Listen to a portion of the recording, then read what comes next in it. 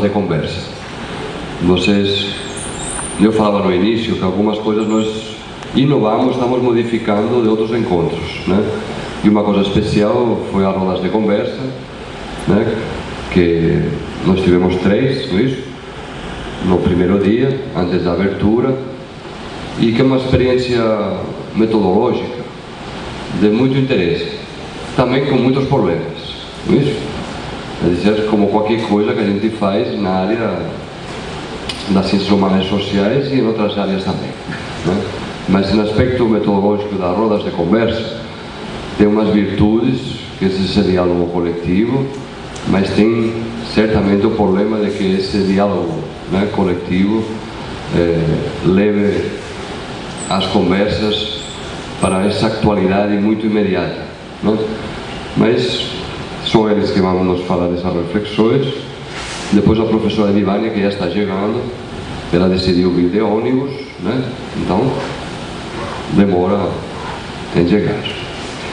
Certo? Obrigado, Jaime, por aceitar vir aqui a essa mesa redonda e especialmente pelo trabalho que você fez na organização da sua própria roda de conversa e durante todo o congresso. Bom dia. Antes de falar da roda de conversa, eu creio necessário situar quem eu sou e a razão dessa roda de conversa ter acontecido e explicar qual foi a minha roda de conversa. Tá? Então eu vou começar com uma apresentação que eu fiz ontem no GT. Aqui eu começo a mostrar um pouco da minha identidade. Vocês, me conhecendo, vão entender melhor a roda de conversa, que é a segunda parte dessa minha fala. Eu sou pesquisador na área de memórias da ditadura militar, mas só falar nisso ainda não é o suficiente para dar conta de que vocês entendam do que se trata essa minha participação no evento. Então eu comecei a fazer algumas perguntas, eu mesmo me entrevistei, né? Eu respondi o seguinte. Então as perguntas é quem eu sou para este momento, por que produzi este artigo, ou por que eu estou neste evento e para quem eu escrevo. Acima de tudo, qual é a minha identidade para esta ocasião? Foi fácil responder essas perguntas, porque eu sou o próprio entrevistado. Bom, eu sou graduado em História, concluí em 99, entrei em 95, sou aluno da interiorização do campus de Breves, no Marajó. Vim de Tomé-Açu, sou filho de imigrantes bolivianos.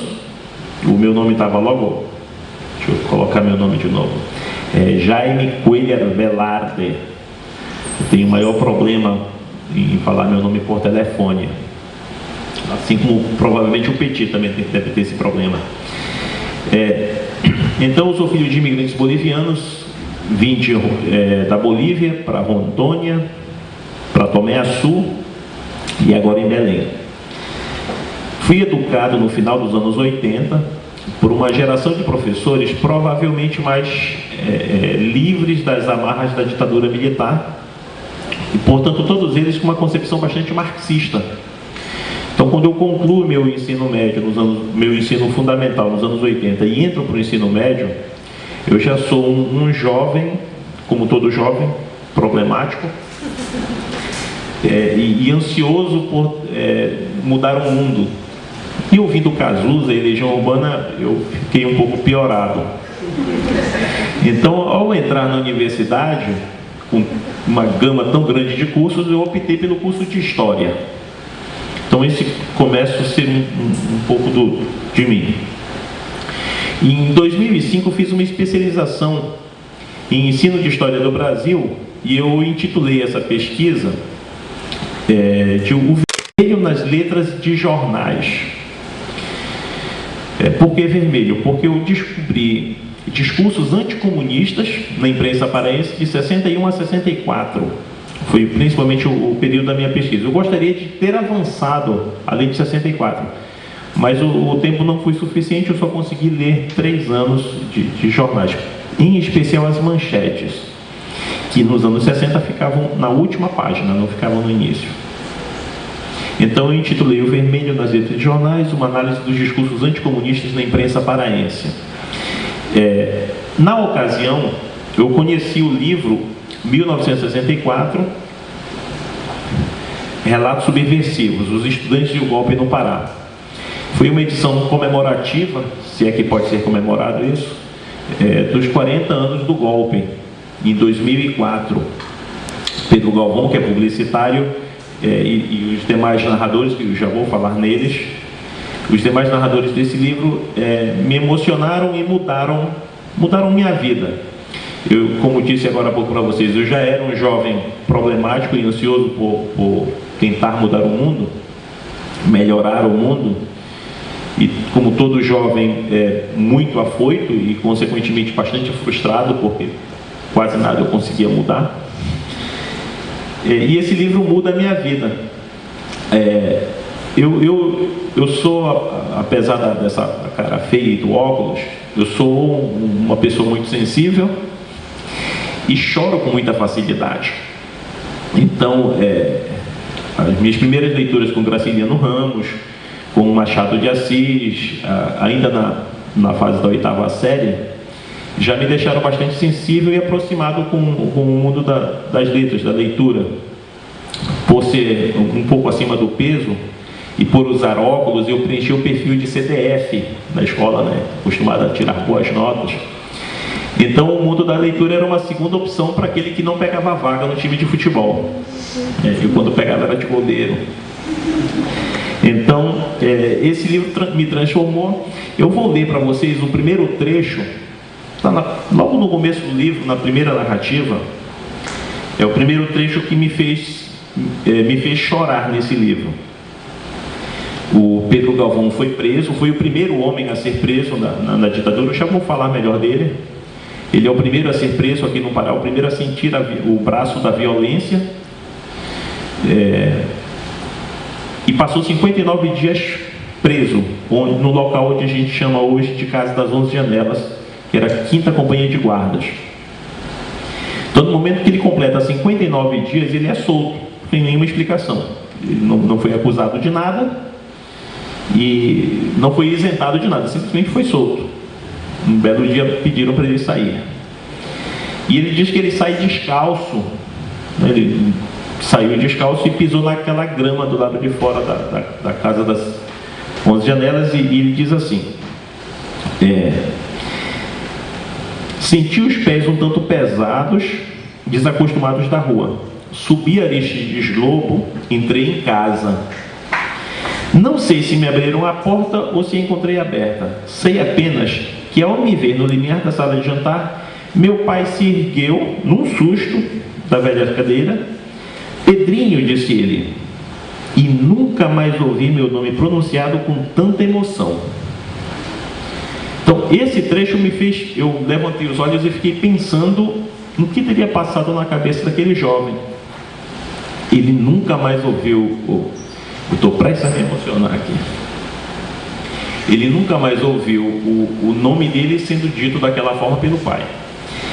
Minha mãe correu para mim gritando: meu filho, meu filho. E pulava numa crise de histeria e de amor.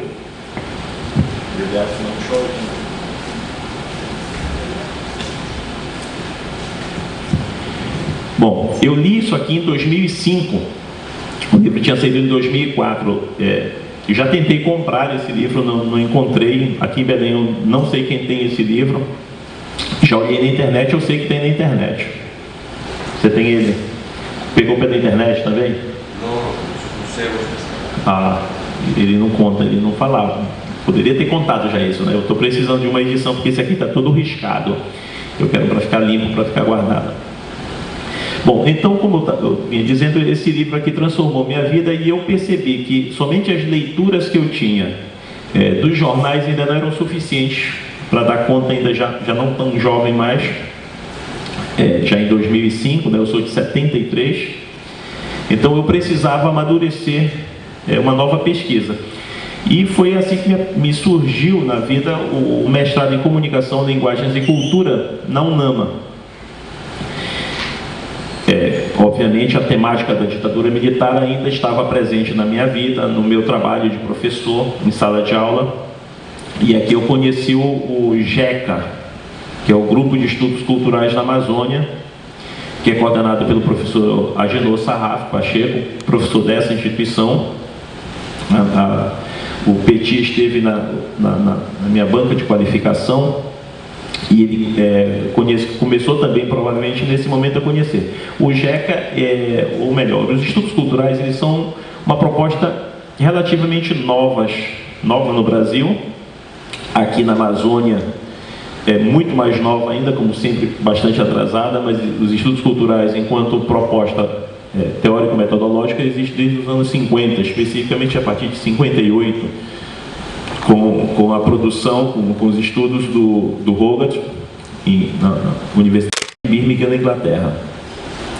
De lá para cá, dos anos 50, atravessando a problemática década de 60, nós tivemos um grande avanço nos estudos culturais e diz o professor Agenor que é uma área indisciplinada da pesquisa, porque não tem uma diretriz metodológica específica. Os estudos culturais têm a liberdade de variar na sua proposta metodológica. Então, como eu também sou uma pessoa extremamente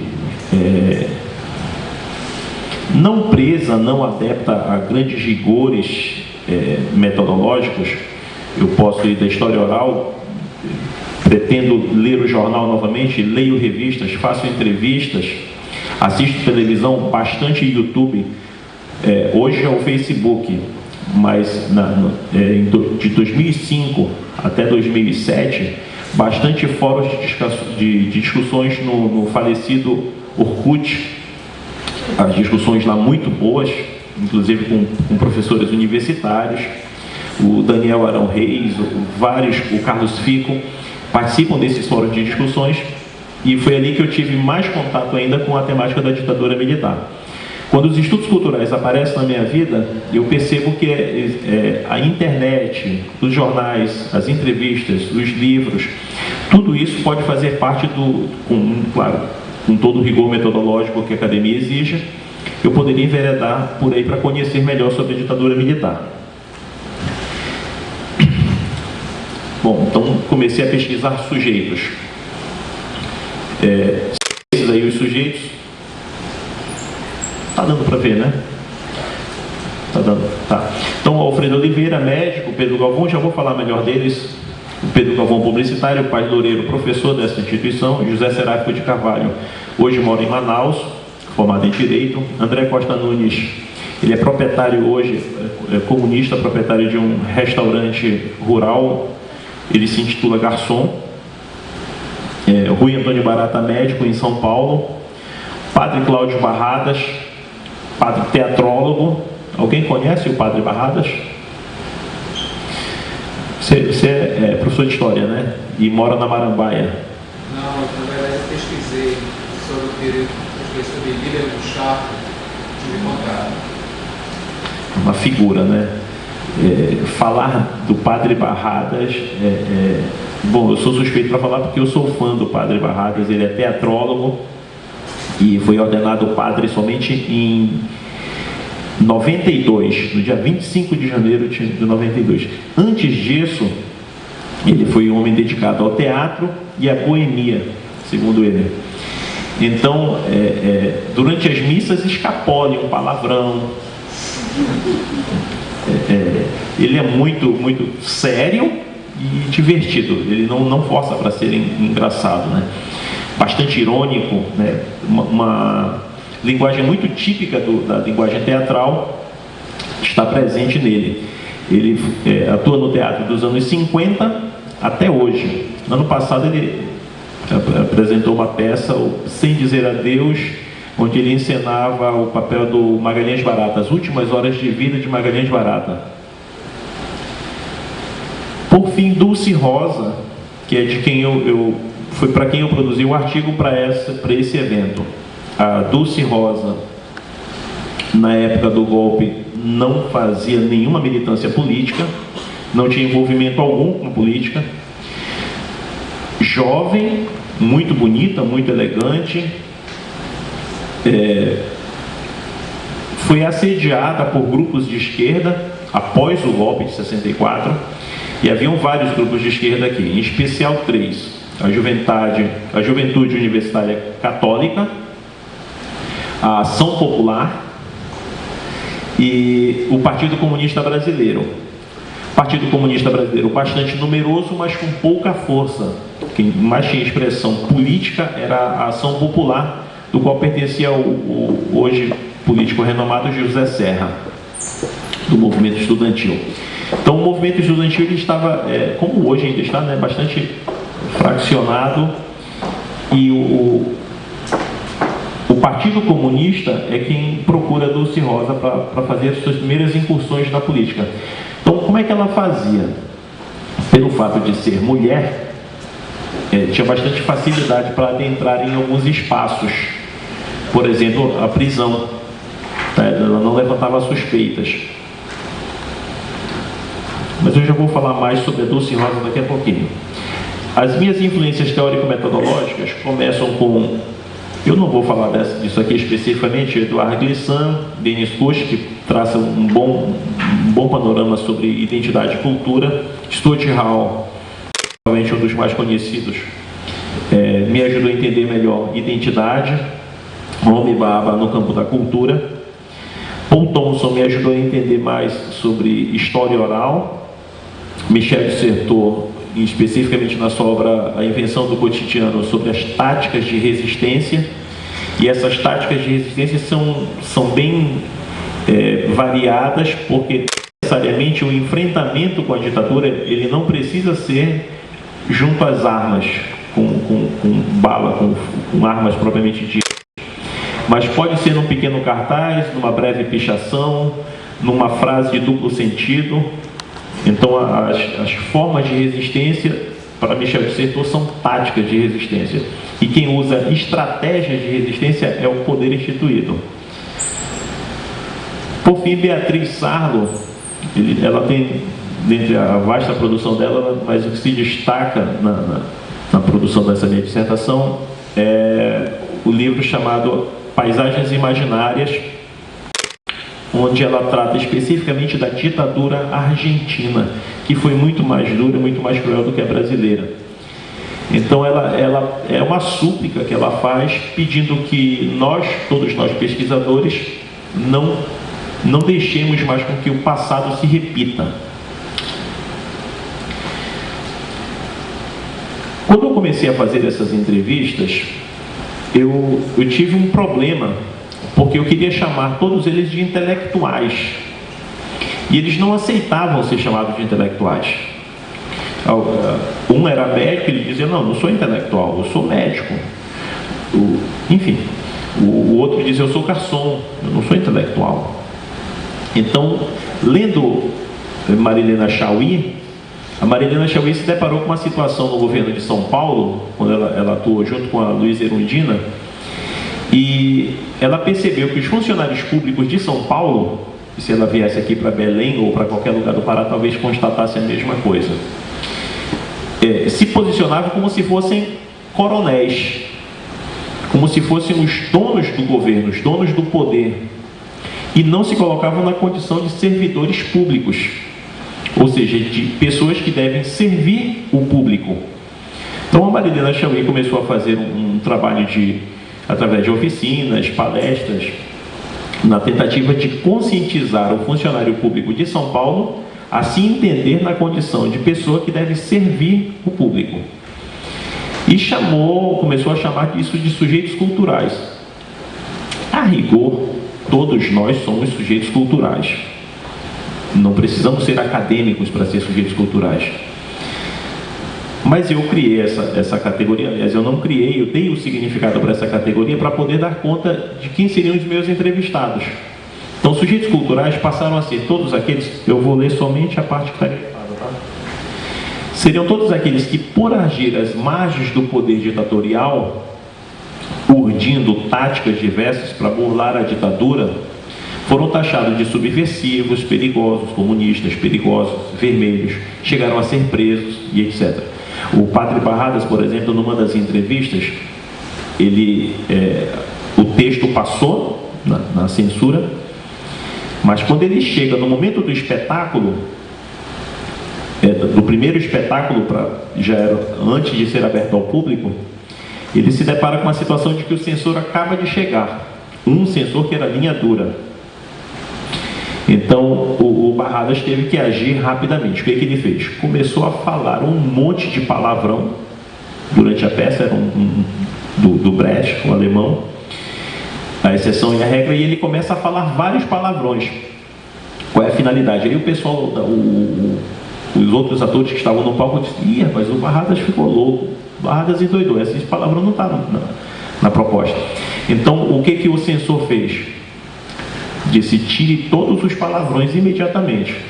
Perfeitamente, tirou os palavrões e manteve a essência do texto, ou seja, o censor se fixou nos palavrões e não na essência do texto, que era um texto bastante politizado do Brecht. Então essa é uma das táticas que todos eles utilizaram. A Dulce Rosa, ela relata que ela precisava fazer uma panfletagem. O partido lhe deu a incumbência de panfletar a Presidente Vargas.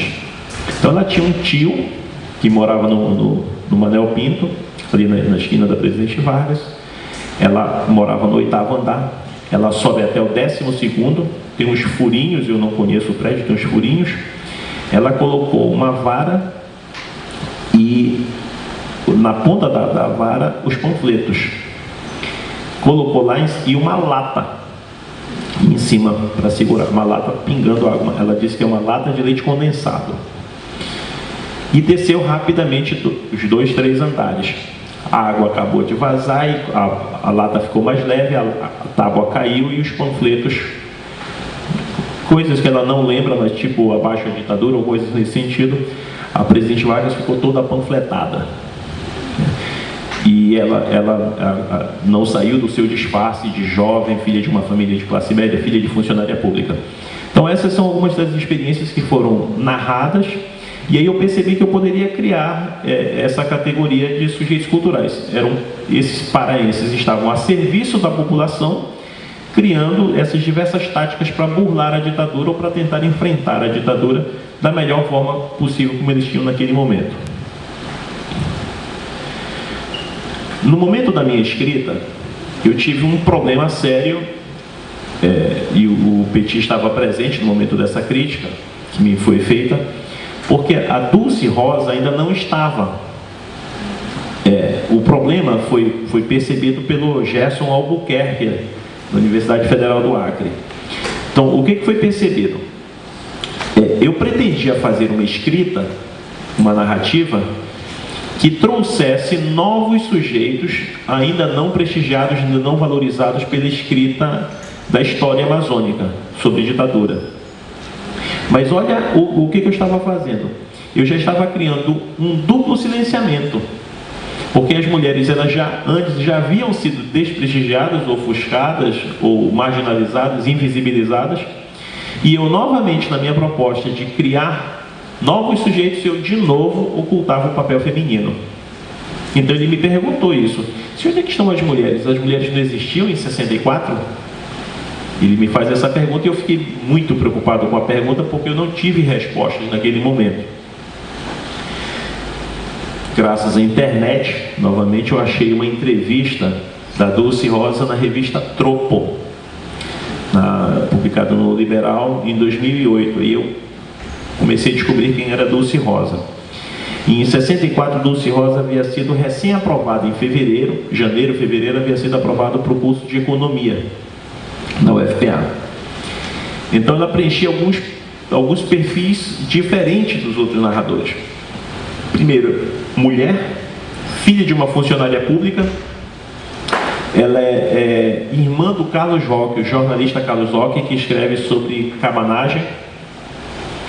Filha de Félix Roque, tem nome de rua na Cidade Velha com o nome de Félix Roque. Nunca tinha participado politicamente antes do golpe civil militar em 64 e tinha contato com vários grupos de esquerda. Eu já comentei sobre isso com vocês, que era a JUC, a Ação Popular e o Partido Comunista. Em 69, ela vai embora para a União Soviética, para efeito de treinamento na União Soviética. Fica 2 anos na União Soviética, conhece um italiano, vai para a Itália, e lá na Europa ela permanece por 35 anos. Eu perguntei para ela por que ela tinha ficado tanto tempo fora. Antes eu tinha perguntado, e você não sentiu saudades do Brasil nesses 35 anos? Ela disse, eu chorei desde o momento que eu subi no avião. Ela conta inclusive uma passagem interessante, que uma das coisas que ela sentia saudade quando ela estava em Moscou era da chuva de Belém, que ainda não caiu hoje, né?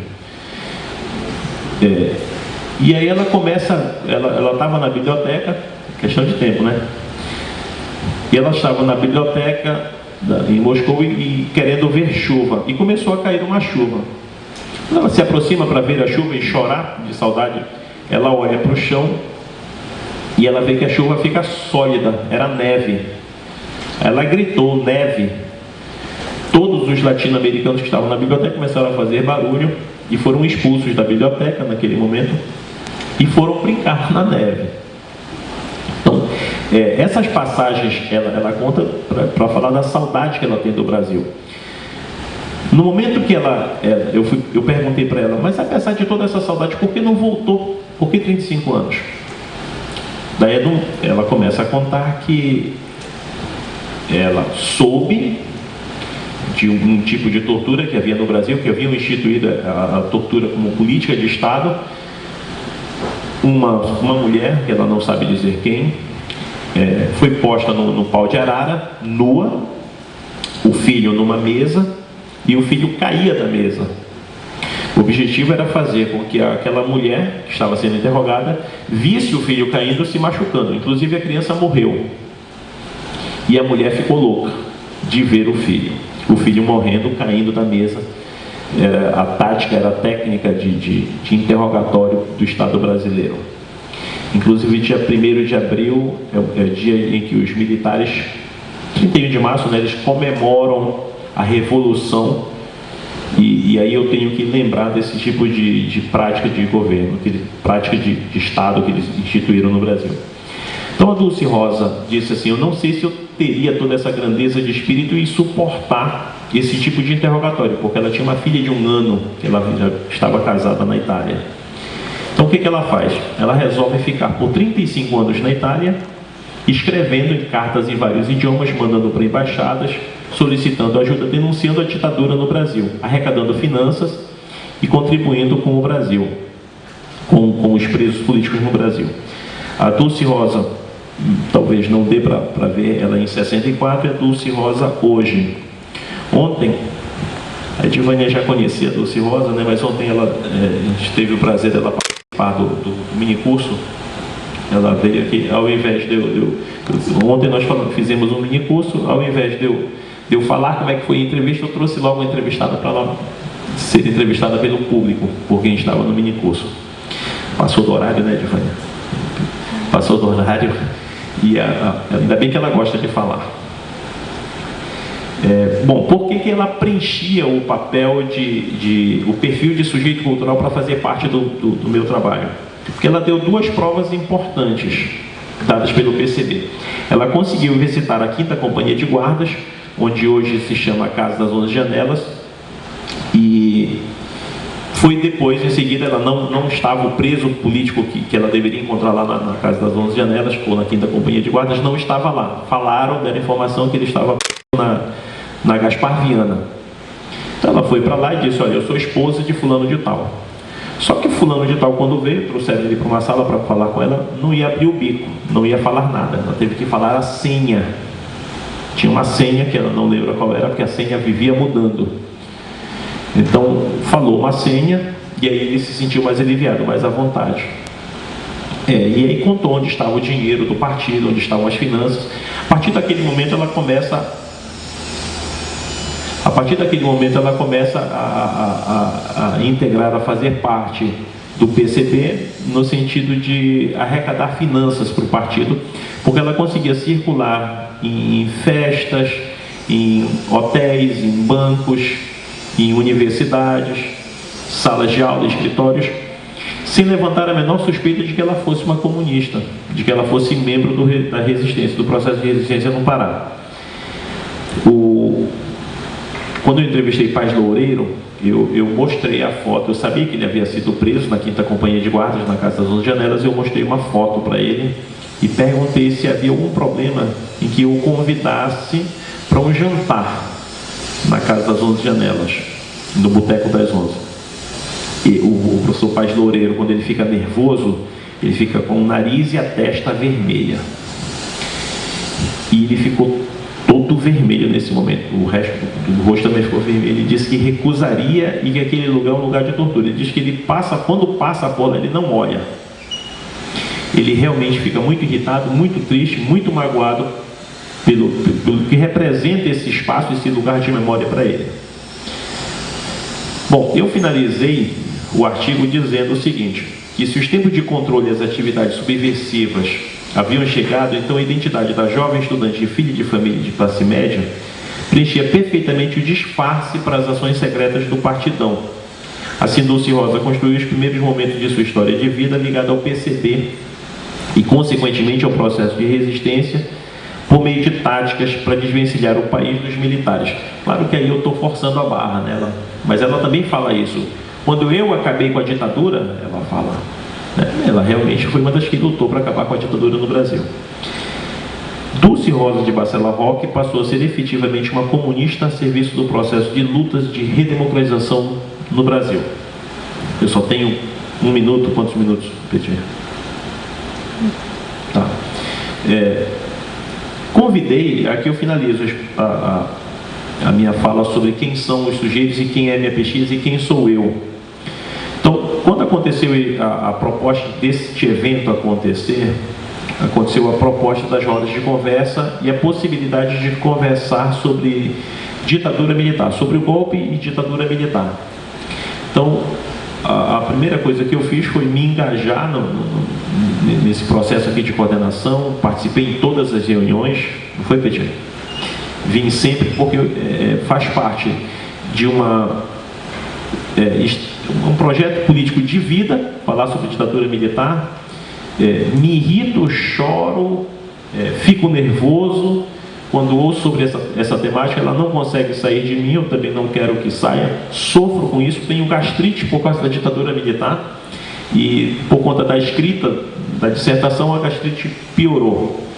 Então, participar dessa roda de conversa, coordenar essa roda de conversa, trazer esses depoentes, trazer a história, ver a história acontecer diante dos meus olhos e eu poder estar perto, e para mim foi extremamente doloroso, acima de tudo doloroso, mas ao mesmo tempo agradável, porque me deu uma possibilidade de fazer outras empreitadas, outras tentativas de mudar o mundo. Eu ainda sou aquele que eu falei logo no início para vocês, ainda muito impregnado daquele jovem revolucionário formado por professores dos anos 80. Eu ainda pretendo de alguma forma dar minha contribuição, mesmo que pequena, mas é necessária, penso eu que necessária.